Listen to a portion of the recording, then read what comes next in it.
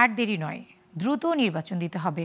London বৈঠকের পর নির্বাচন নিয়ে যে আশার আলো জেগেছে তা যেন নিভে না যায়, সেদিকে নজর দিতে অন্তর্বর্তী সরকারের প্রতি আহ্বান জানালেন বিএনপি চেয়ারপারসনের উপদেষ্টা জয়নুল আবদিন ফারুক। এদিকে বিএনপির নামে যারা অপকর্ম করছে তাদের বিষয়ে নেতাকর্মীদের সতর্ক থাকার পরামর্শ দিয়েছেন বিএনপির সিনিয়র যুগ্ম মহাসচিব রুহুল কবির রিজভী। বিস্তারিত মারুফা কামালের প্রতিবেদনে।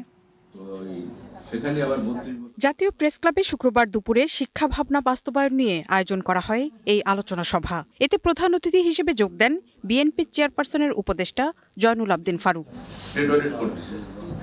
এ সময় তিনি বলেন, নির্বাচনের সময় নিয়ে দেশের মানুষ আস্থাহীনতায় ভুগছে, তবে দেরিতে হলেও এ নিয়ে আশাবাদী বিএনপি। তাই আর দেরি না করে অন্তর্বর্তী সরকারকে দ্রুত নির্বাচন আয়োজনের আহ্বান জানান তিনি। অনুগ্রহ করে আর বিলম্ব নয়, মানুষ কিন্তু হতাশাগ্রস্ত, নির্বাচন হবে কি হবে না, কিন্তু লন্ডন বৈঠকের পর মানুষের মধ্যে যে আশার সঞ্চার হয়েছে সে আশার আলো যেন নিভে না যায়, ষড়যন্ত্র যাতে না হয়। ইনশাআল্লাহ রোজা রাখেই দেশে ভোট হবে।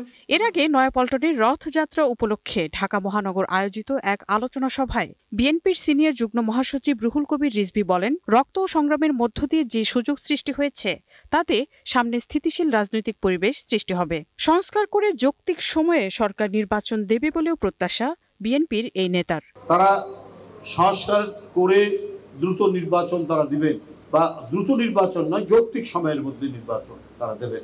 অনেকে নাম ভাঙিয়ে অনেক কিছু করছে।